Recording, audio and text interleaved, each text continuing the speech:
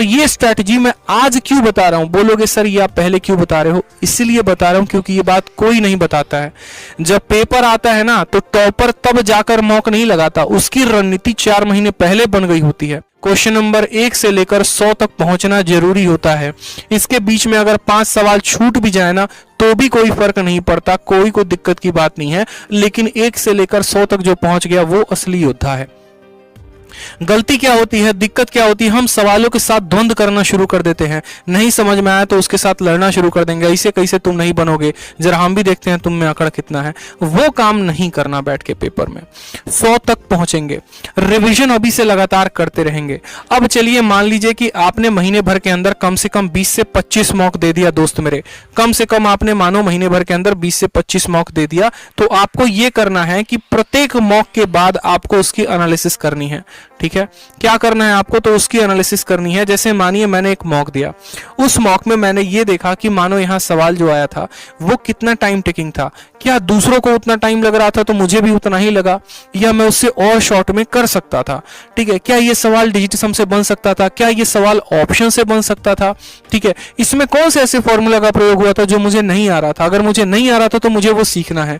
यानी जो भी नई चीजें आपको मॉक के दौरान मिलेंगी ना उसको आपको एक डायरी में नोट करना है, और जो चीजें रिपीटेड होंगी जिसमें नॉर्मल सिली मिस्टेक्स आपने कैलकुलेशन के किए हैं तो उसको छोड़ देना।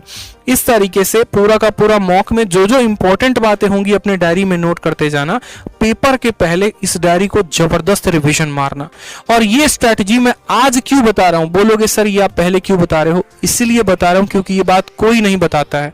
जब पेपर आता है ना तो टॉपर तब जाकर मॉक नहीं लगाता, उसकी रणनीति 4 महीने पहले बन गई होती है। अगर मैं आपसे बात करूं, आप अभी जाके उन सीरियस कैंडिडेट को देखो, उन्होंने आज से ही पढ़ाई शुरू कर दी है, उनकी टेबल पे आज से ही किताबें आ गई हैं, उनके जो है मॉक टेस्ट हो गए, उनके नोट्स हो गए, अभी ही टेबल पे सज गए हैं और अभी से वो युद्ध की तैयारी कर रहे हैं। इसीलिए वॉलपेपर भी युद्ध की तरह था कि ये जो एग्जाम है किसी जंग से कम नहीं है। यहां पर भी आपको किसी को हराकर आगे बढ़ना है, अपनी नौकरी पक्की करनी है, तो अपने आप को औरों से बेहतर साबित करना पड़ेगा कि आप ही बेस्ट क्यों हो, आप ही को नौकरी क्यों मिलेगी। तो आप में वो काबिलियत होनी चाहिए, आपका कैलकुलेशन स्ट्रांग होना चाहिए, आपको जीएस अच्छे से आना चाहिए, आपको रीजनिंग तगड़ा होना चाहिए, इंग्लिश में वोकैबुलरी याद होनी चाहिए, आपके मैथ का सवाल देखते चुटकियों में बना दो, मॉक पे जबरदस्त प्रैक्टिस होनी चाहिए, तो बनोगे भाई एक टॉपर। मिथ में मत रहना, लास्ट में 10 दिनों में जाके ये मत सर्च करना last 10 days strategy to crack CGL. ये महा बेवकूफ लोग करते हैं जिनको पढ़ाई लिखाई से कोई मतलब नहीं होता और जाके सर्च करेंगे 10 दिनों में सीजीएल कैसे क्लियर करे। हलवा समझ रखे हो, जो 1 साल पढ़ रहा है 8-8 घंटे 10-10 घंटे पढ़ रहा है, उसका पेपर ना निकल के तुम्हारा निकल जाएगा।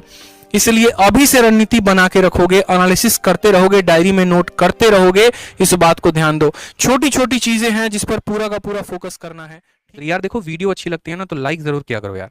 आप लोगों के लाइक से बहुत मोटिवेशन मिलती है, बहुत हिम्मत मिलती है और पढ़ाने की, और अच्छा करने की, और बढ़िया कंटेंट लेकर आने की। और साथ में वीडियो को हर जगह पे शेयर भी किया करो।